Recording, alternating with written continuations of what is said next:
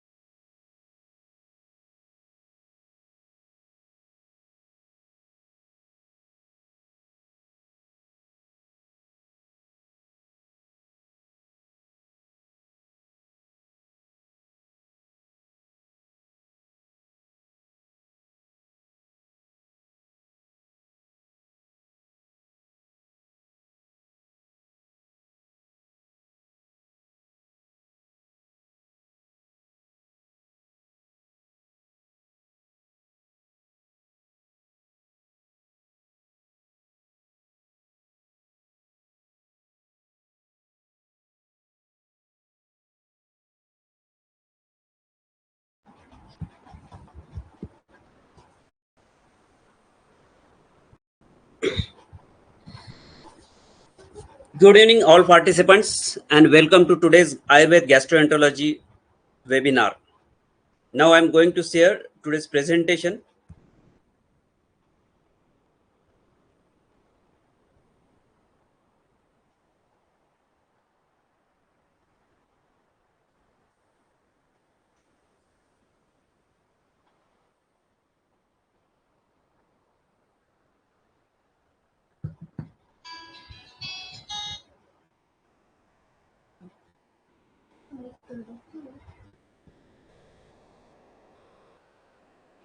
क्या है बना दिख रही क्या दिख रही हाँ I think is it audible and screen is visible for all participants.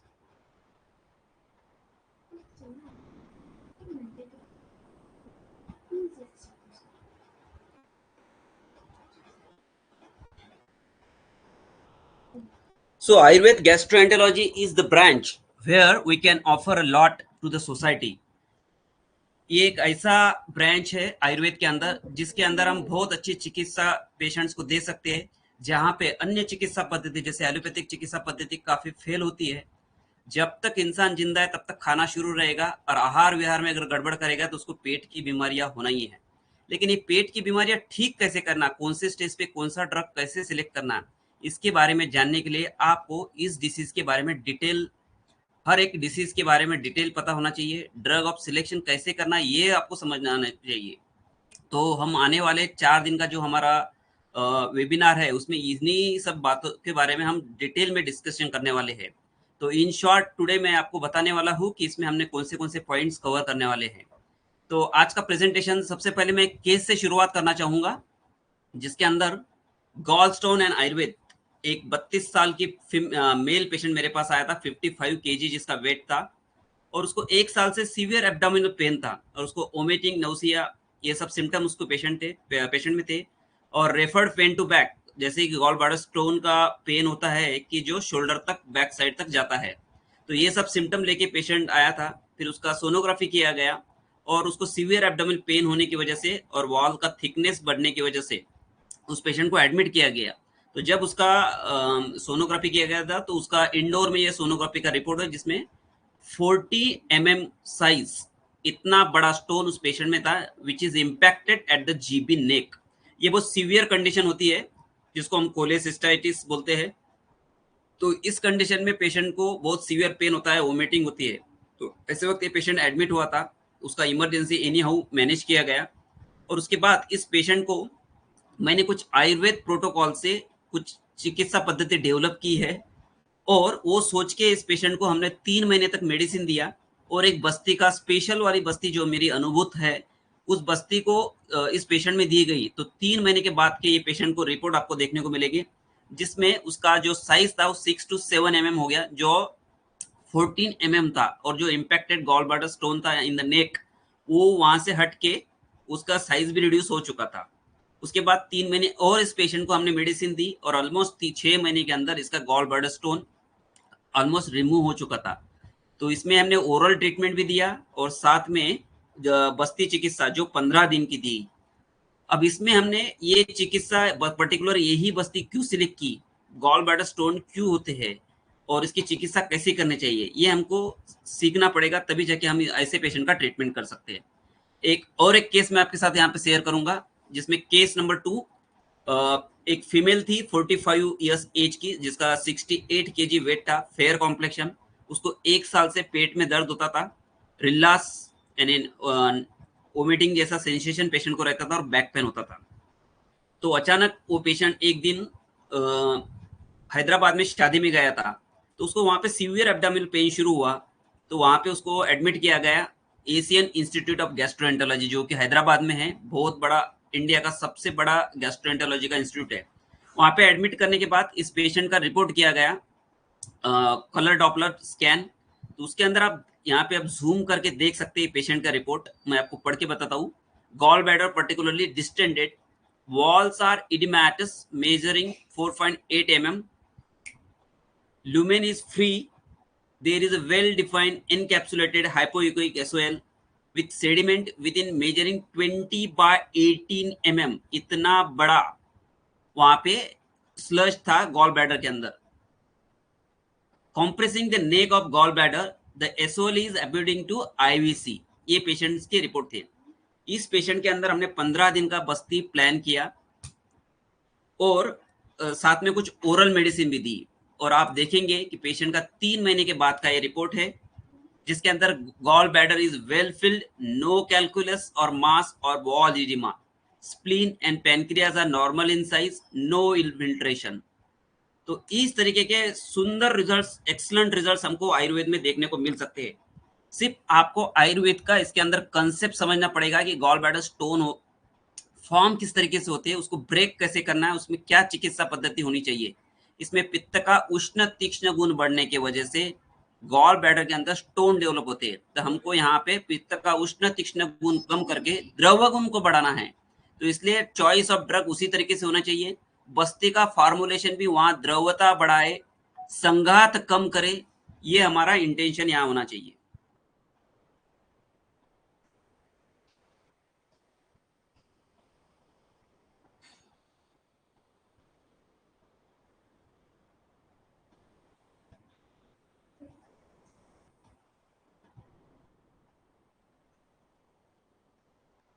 Are you able to see slides now?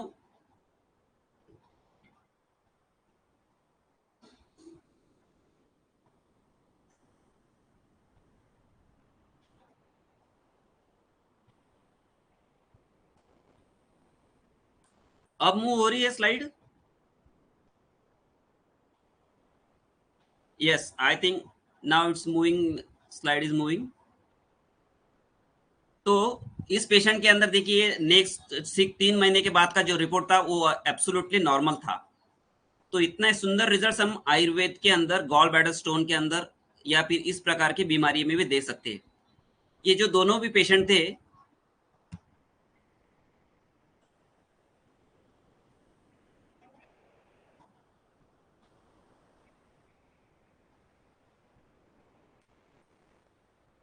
इसके अंदर हमने जो हेतु देखे, बहुत डिटेल हिस्ट्री लेने के बाद हम पेशेंट में हेतु देखते हैं। उस हेतु के अंदर late night food, oily and sweet diet, lack of exercise, irregular dietary habits, ये सब उसके हेतु थे।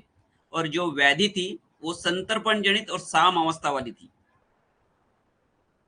तो इस तरीके से हम गॉल ब्लैडर स्टोन के पेशेंट को भी ट्रीट कर सकते हैं। इसके बारे में और भी डिटेल में, इसके बारे में कैसे सोचना है, क्या करना है, ये जो आने वाले हमारा वेबिनार है 4 डेज का पेड वेबिनार, उसके अंदर हम डिटेल में इसके बारे में चर्चा करेंगे।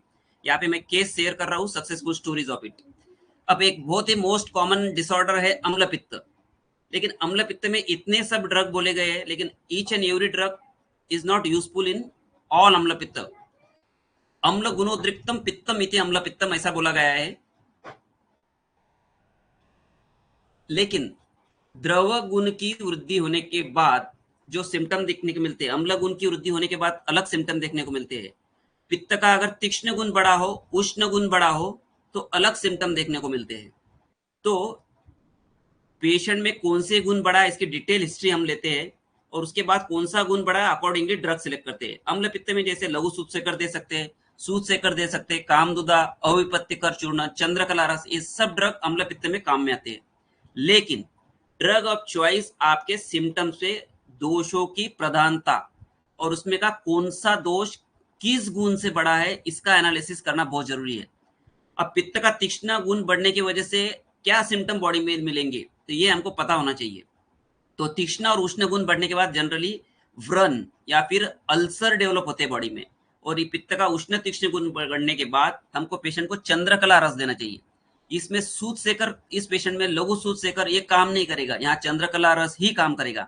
तो ड्रग का चॉइस ऑफ ड्रग हमको सिलेक्ट करने के लिए पेशेंट में पित्त का कौन सा गुण बड़ा है ये हमको देखना पड़ता है और इसके सब सिम्टम्स हमें पता होना चाहिए, या उस तरीके का एनालिसिस करके हमको एक प्रोटोकॉल डिजाइन करना पड़ता है। अगर अम्ल गुण बड़ा है तो उसको अम्लोद्गार आएगा, छर्दी डेवलप होगी, अम्लिका होगी, अम्लाशयता डेवलप होगा। द्रव गुण अगर पेशेंट का पित्त में बड़ा है तो उसमें उल्लास, छर्दी या आस्य स्त्रवन पेशेंट में देखने को मिलेगा। तो द्रव गुण अगर बड़ा है तो हम कौन सा ड्रग देंगे, तो यहाँ पे लघु सूत सेकर देंगे। क्यों? क्योंकि लघु सूत सेकर का कॉम्बिनेशन इस तरीके से बड़ा बनाया गया है कि जिसकी वजह से हम वहां का द्रव गुण का शोषण होता है। क्योंकि इसमें शुंठी और खरफर है, शुंठी भी ग्राही है और खरपर जो है वो वहां का द्रव गुण शोषण करने का काम करता है। तो द्रव गुण से अगर बड़ा है तो हमको उस तरीके से मेडिसिन चेंज करना पड़ता है। अब विस्त्र गुण से अगर अम्ल पित्त हुआ है, यानी पित्त का विस्त्र गुण बड़ा है, तो क्या आपको सिम्टम देखने को मिलेंगे? तो लोह अम्ल गंधत्वा देखने को मिलेगी, उत्साह हानि देखने को मिलेगी।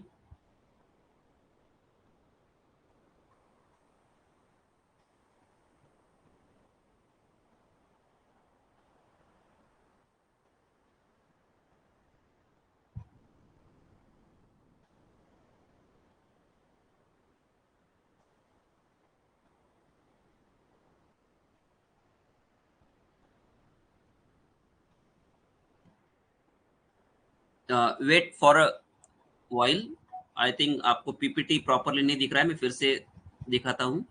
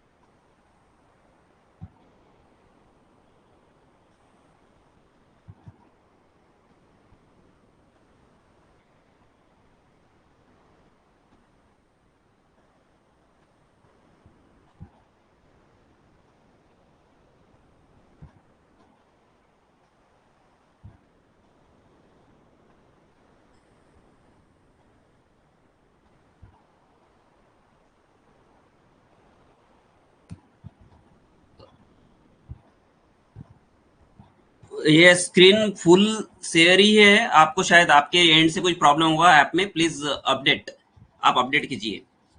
अगर सरगुण पित्त का बड़ा हो तो यहाँ पे असहत मल प्रवृत्ति यानी लूज मोशंस पेशेंट में, अम्ल पित्त के पेशेंट में देखने को मिलेगी, जो अधोग अम्ल पित्त के पेशेंट में देखने को मिलते हैं। तो यहाँ पे आपका ड्रग ऑफ चॉइस आपको अकॉर्डिंगली करना पड़ता है। विस्त्र गुण से अगर पेशेंट में अम्ल पित्त बड़ा हुआ हो, अम्ल पित्त हुआ हो विस्त्र गुण के, पित्त के विस्त्र गुण बढ़ने से, तो यहाँ आपको सूत सेकर रस काम में आएगा।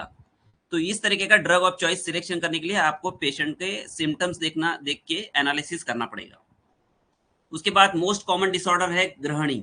ग्रहणी is a chronic disease vividly explained in our classic which refers to disease which occurs in ग्रहणी due to विशेषण of अग्नि। अग्नि मांद्य होने की वजह से ग्रहणीय व्याधि होता है। और ग्रहणी व्याधि चरक ने एकदम middle of the Samhita explain किया गया है चिकित्सा स्थान में, क्योंकि इसका इतना इंपॉर्टेंस है कि ग्रहणी व्याधि के वजह से, ग्रहणी के वजह से इसका फंक्शनल और स्ट्रक्चरल डिफेक्ट होने की वजह से कई व्याधियां शरीर में होती है।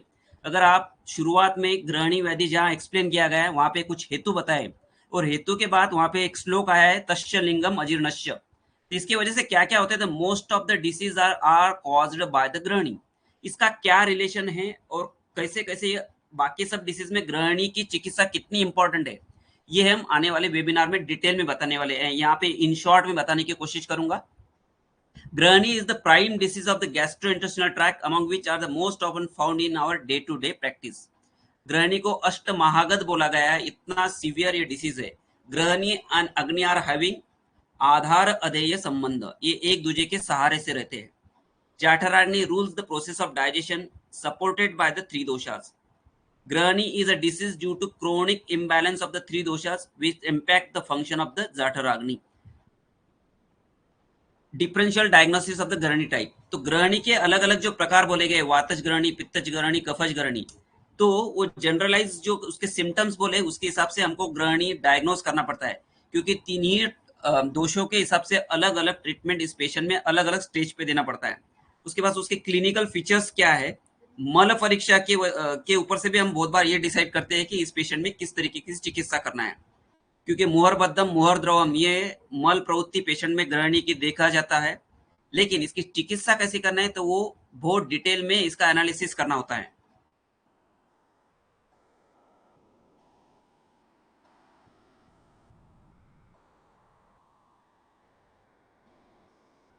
अभोजनात् अजीर्ण भोजनात् विषमाशनात् असात्म्य गुरु सीताति वृक्ष संदुष्ट भोजनात् विरेक वमन स्नेह विभ्रमाद व्याधि कर्षणात् देश काल ऋतु वैषम्याद वेगनाम से विदारणात्। ये चरक में इसके हेतु बोले गए विरेक वमन और स्नेह। बहुत बार हम अननेसेसरी वमन विरेचन पेशेंट में करवाते हैं और उसके वजह से व्याधि में की वजह से कर्षण होता है पेशेंट में और विरेक वमन के विभ्रम होते हैं, उसके वजह से भी पेशेंट में ग्रहणी डेवलप होता है। हम लोग ये जनरली आयुर्वेदिक प्रैक्टिशनर बात ये मानते नहीं है, लेकिन उसकी वजह से ग्रहणी बहुत से पेशेंट में देखा जाता है।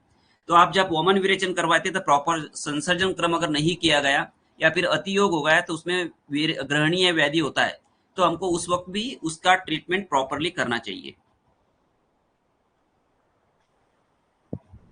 स्लाइड प्रॉपरली चेंज हो रही है, आप आपके एंड से देखिए प्लीज, आप रिपीटेडली मैसेज कर रहे हैं।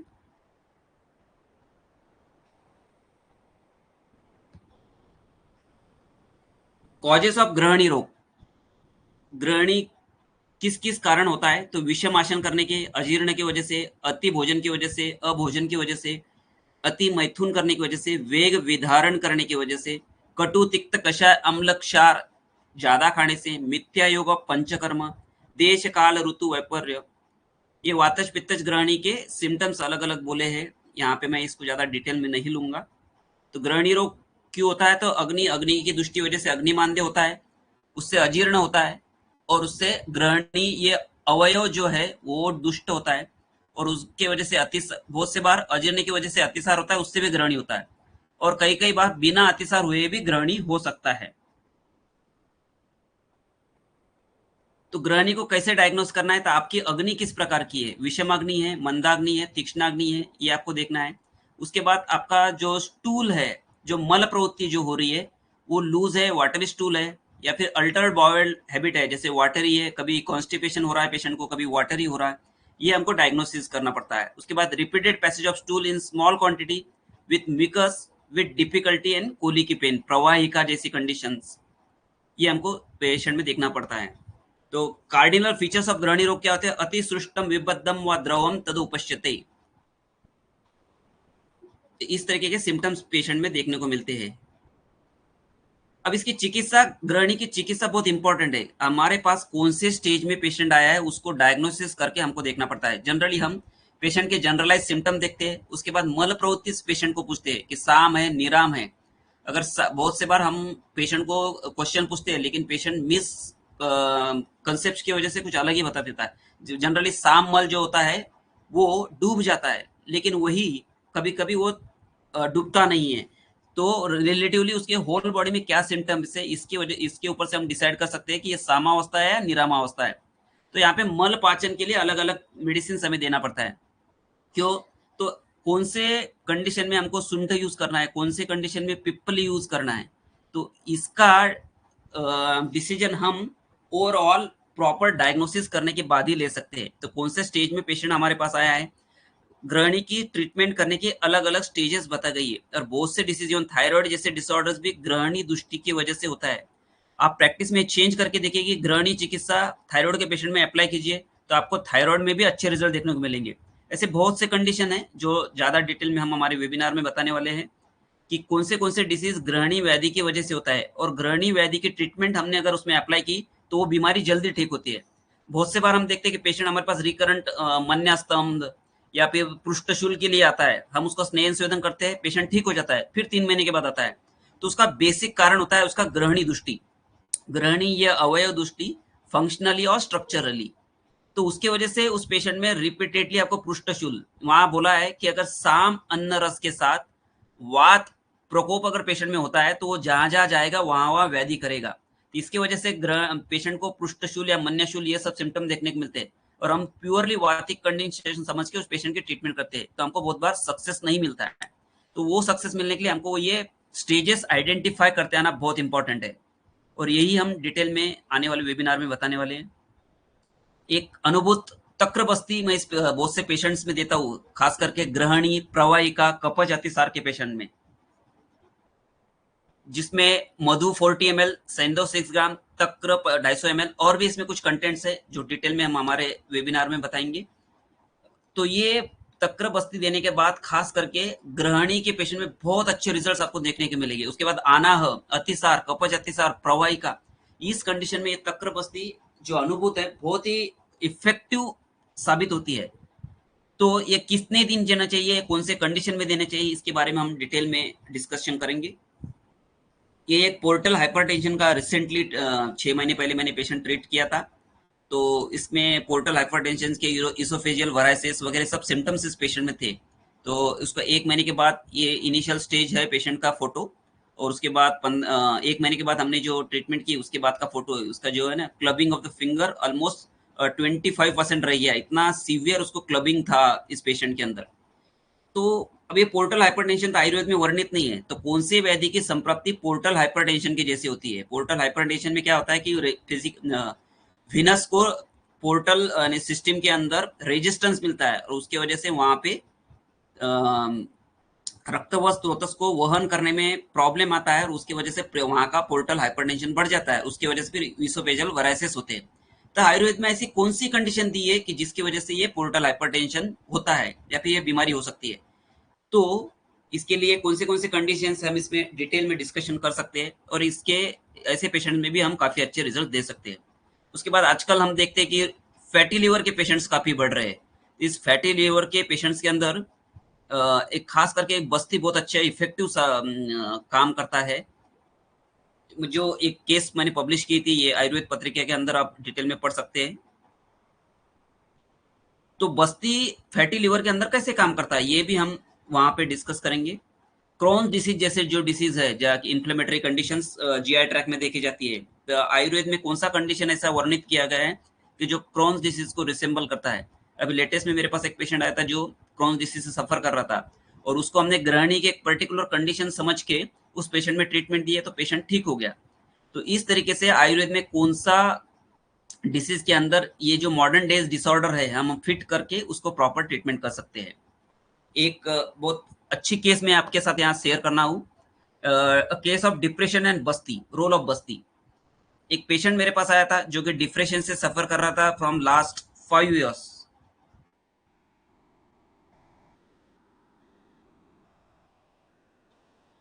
डिप्रेशन था उस पेशेंट को, 5 साल से पेशेंट को डिप्रेशन था, और एसोसिएटेड सिम्टम जिसमें निद्रानाश, अश्रद्धा, अमनस्कता, जो सोशल गैदरिंग में कभी पेशेंट जा नहीं सकता था, उसका कभी मन नहीं लगता था, नींद भी नहीं आती थी, और वो साइकेट्रिस्ट की ट्रीटमेंट ले रहा था। जब पेशेंट की हमने डिटेल हिस्ट्री ली तो उसमें ये सब देखने को मिला। ग्रोसरी शॉप चलाता था, जैन था, मेल पेशेंट, और social economical status middle class था। उसके सब इन्वेस्टिगेशन हो चुके थे, जैसे कि ईसीजी, एमआरआई, सीटी स्कैन, और उसमें कुछ भी फाइंड आउट नहीं हुआ था। तो उस प्रीवियस मेडिकल हिस्ट्री में उसको साइकेट्रिस्ट की ट्रीटमेंट शुरू हुई थी, जिसमें एंटी डिप्रेसेंट, ट्रंकिलाइजर्स और एडवर्स ड्रग्स रिएक्शन हो के पेशेंट और ज्यादा सफर कर रहा था, उसको रिलीफ नहीं मिल रहा था। जब पेशेंट हमारे पास आया तो हमने उसको आयुर्वेदिक टाइप से डायग्नोस किया और उसको ट्रीटमेंट किया। हम भी बहुत बार प्रॉपर डायग्नोसिस नहीं करते, संहिता प्रॉपरली नहीं पढ़ते, तो क्या होता है कि हम भी ऐसा ही ट्रीटमेंट करते हैं। डिप्रेशन का पेशेंट आया तो हमारा सबसे पहले लाइन ऑफ ट्रीटमेंट ये होता है कि हम इस पेशेंट में सिरोधारा करेंगे।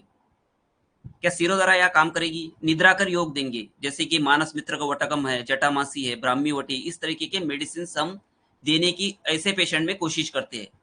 लेकिन इस पेशेंट्स में ये मेडिसिन काम नहीं करती। जब मैंने इस पेशेंट का डिटेल हिस्ट्री लिया तो आयुर्वेद में कुछ ऐसी कंडीशन बताई गई है कि जो इस डिप्रेशन को कारणीभूत होती है। आयुर्वेद में एक कंडीशन बोली जहाँ पे चरक चिकित्सा अध्याय 26 के अंदर उदावर्त व्याधि का वर्णन किया गया, और उदावर्त के वजह से पेशेंट को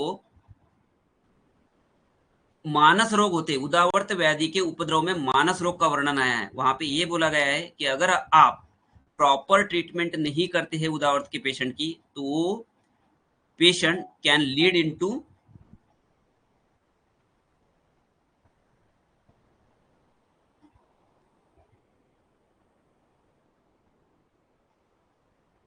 मानस रोग के अंदर उसमें अलग अलग उपद्रव बताए, उसमें एक उपद्रव ये बताया कि मानस रोग पेशेंट को होता है। तो ऐसे पेशेंट का ट्रीटमेंट हमको उसी चिकित्सा के सिद्धांत के हिसाब से करना पड़ता है। इसलिए चरक संहिता में ये सब कंडीशन बताई गई है, इसलिए हमको संहिता भी उसी तरीके से पढ़ना चाहिए। इस सब के बारे में हम आने वाले वेबिनार में ये सब डिस्कशन करेंगे, हम इसको और ज्यादा एक्सप्लेन करके बताने वाले हैं। जिसके अंदर हम काफी पोर्शन कवर करने वाले हैं, खास करके आदमान, ऑटो, प्रवाहिका, आईबीएस वाली कंडीशंस है, उसमें हमको कैसे सोचना है, कैसे ट्रीटमेंट देना है, ड्यूडेनल अल्सर के पेशेंट को कैसा ट्रीटमेंट करना है, गैस्ट्रिक अल्सर के पेशेंट, स्टोमेटाइटिस के पेशेंट है, असाइटिस का पेशेंट है, लिवर डिसऑर्डर्स है, क्रॉन्स डिसीज है, प्रवाहिका है, अपेंडिसाइटिस है, फैटी लीवर है, इस सब कंडीशन को कैसे डायग्नोसिस करना है स्टेप वाइज और कैसे ट्रीटमेंट देना है, इसके बारे में डिटेल में हम इस वेबिनार में बताने वाले हैं। रिसेंटली एक मेरे पास विल्सन डिसीज का पेशेंट आया था, जो जिसको असाइटिस भी था, सिरोसिस ऑफ लीवर भी था, सिरोसिस ऑफ लीवर था, असाइटिस था, और ड्रग इंड्यूस्ड नेफ्राइटिस भी था। इस पेशेंट्स को हमने आयुर्वेदिक ट्रीटमेंट से विद इन 20 डेज ठीक किया है। ठीक किया मतलब उसके जो पैरामीटर्स थे उसको नॉर्मल किया। अभी सिरोसिस ऑफ लीवर पूरा हुआ नहीं है, पेशेंट अभी भी ट्रीटमेंट चल रही है। All India institute of medical sciences Nagpur में ये पेशेंट एडमिट था। तो वहां से पेशेंट डिस्चार्ज लेके मेरे पास आया। एक आयुर्वेदिक डॉक्टर ने ही मेरे पास इस पेशेंट को रेफर किया था कि इसमें हम कुछ कर सकते हैं क्या, क्योंकि उस डॉक्टर ने इसको लीवर ट्रांसप्लांट बोला था। तो उसको मैंने पूरा, पेशेंट आने के बाद उसको देखा, उसके पूरे सिम्टम्स देखे, फिर उसको आयुर्वेदिक, तो शायद बहुत से लोगों को पता नहीं होगा विल्सन डिसीज क्या होता है। विल्सन डिसीज के अंदर ऐसा होता है कि हम जो भी फूड खाते हैं उसके अंदर का जो कॉपर होता है वो कॉपर ऑर्गन्स में डिपॉजिट होना शुरू हो जाता है, खास करके कॉर्निया के अंदर, आंखों के अंदर, उसके बाद किडनी के अंदर, लीवर के अंदर, और ये सब ऑर्गन फेल्योर की तरफ जाता है। और उसकी वजह से पेशेंट में काफी कॉम्प्लिकेशन आते हैं, मल्टी ऑर्गन फेल्योर में पेशेंट जाता है। तो इस पेशेंट को मैंने 20 दिन तक दुग्ध आहार पे रखा केवल, क्योंकि उसको असाइटिस था। और असाइटिस के अंदर, उदर के अंदर चरक ने बोला है कि उसको नित्य विरेचन चाहिए, उसके लिए उसे दूध पे रखो। दूध एक नित्य विरेचन है, उसको दिन भर दूध पिलाने के लिए बोला। जब भी उसको भूख लगे दूध पीने के लिए बोला, बाकी आहार उसको बंद किया था। और 10 उसका सीरम अल्कलाइज फॉस्फेटेस, जब मेरे पास वो पेशेंट आया था तो उसको 1500 था। जब मैंने उसको ट्रीटमेंट दी, जिसमें नित्य विरेचन दूध के द्वारा दिया, और भी कुछ मेडिसिन बाकी दी थी। खास करके इसमें सबसे बेस्ट ड्रग लिवर डिसऑर्डर के अंदर अगर कुछ काम करता है तो वो है ताप्यादी लोहा। ताप्यादी लोहा, इस ड्रग का कॉम्बिनेशन इतना सुंदर तरीके से आयुर्वेद में बनाया गया है कि लिवर के मैक्सिमम डिसऑर्डर्स पे, मैक्सिमम कंडीशन में काम आता है। बाकी की और भी इसमें मेडिसिन दी है, डिटेल केस हम वहां देखेंगे with before treatment and after treatment results.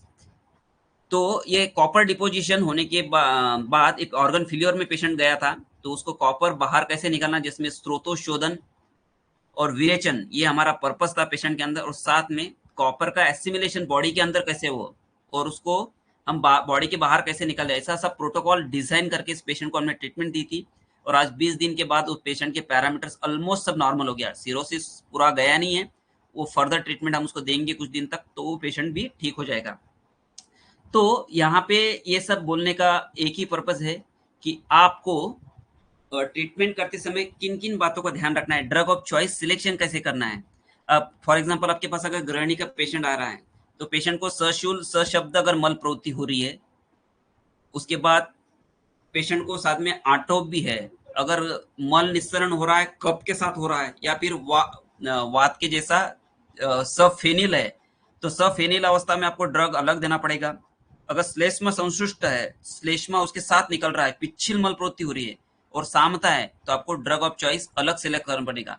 तो इसमें कब पिप्पली मूल देना है, कब मुस्ता देना है, कब बिल्वा देना है, कब कुटच देना है, तो ये आपको आना चाहिए प्रैक्टिस के अंदर। तो इससे क्या होता है कि कम से कम ड्रग के अंदर हम जल्दी से जल्दी पेशेंट ठीक कर पाते हैं।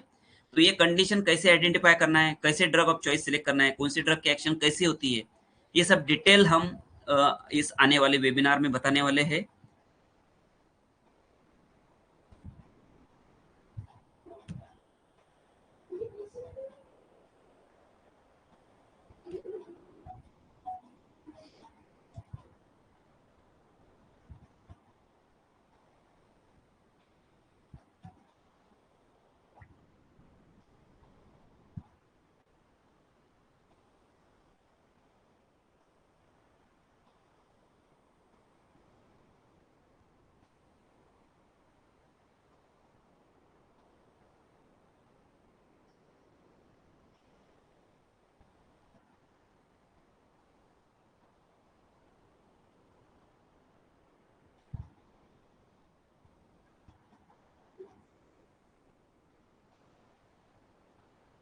ये जो वेबिनार होने वाला है वो ऑलमोस्ट 4 दिन का रहेगा। उसमें क्वेश्चन आंसर भी आपकी डिटेल्स में सॉल्व किए जाएंगे। अगर आपको कुछ क्वेश्चन है, फॉर एग्जांपल अगर आप गट में अगर कैंसर होता है तो उसको कैसा ट्रीटमेंट करना चाहिए, उसका क्या प्रोटोकॉल होना चाहिए, बस्ती कौन सी देना है तो कौन सी बस्ती देना है, ये सब के बारे में हम डिटेल में उस वेबिनार के अंदर देखने वाले हैं।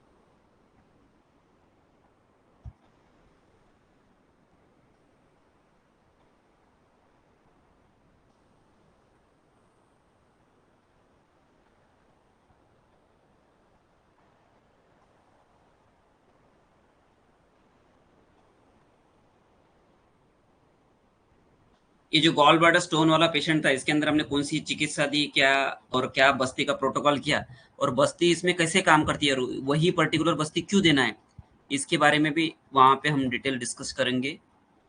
ये देखिए, ये मेरे प्रैक्टिस का सबसे डिफिकल्ट पेशेंट था, जो हमने एक्यूट कंडीशन में भी इसको ठीक किया था।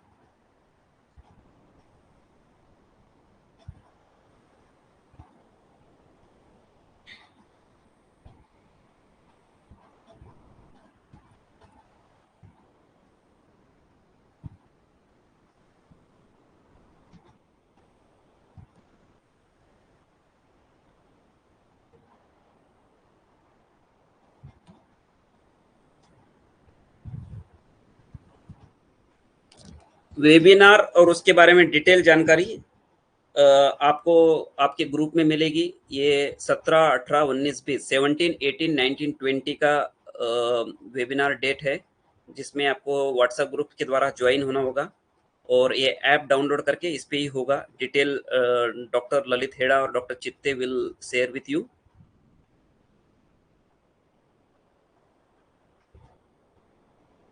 All details are given in the group which you have already joined, Gut Veda.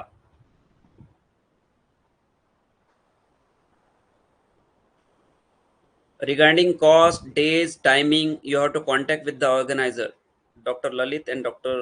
Manjusha Chitte.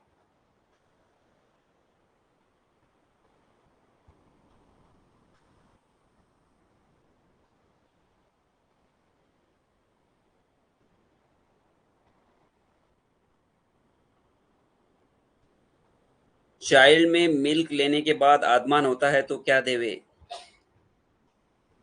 ये सब क्वेश्चन आंसर हम वेबिनार में लेंगे। वैसे विडंग सिद्ध अगर आप दूध कुछ दिन तक देते हैं बच्चों को, तो वो उसका आदमान कम हो जाता है।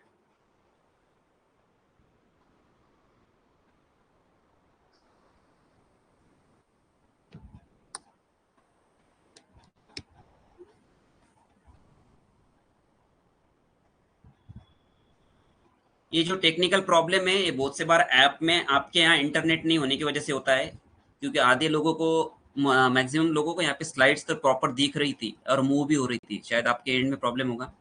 फिर भी we will try to solve technique.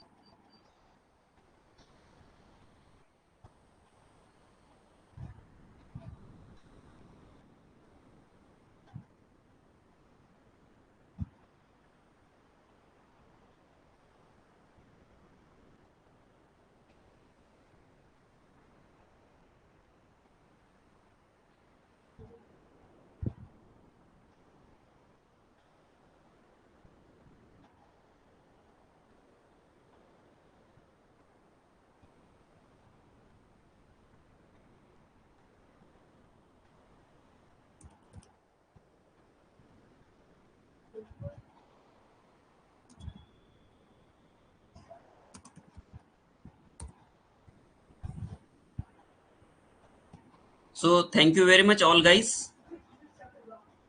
We will meet soon. Thank you very much.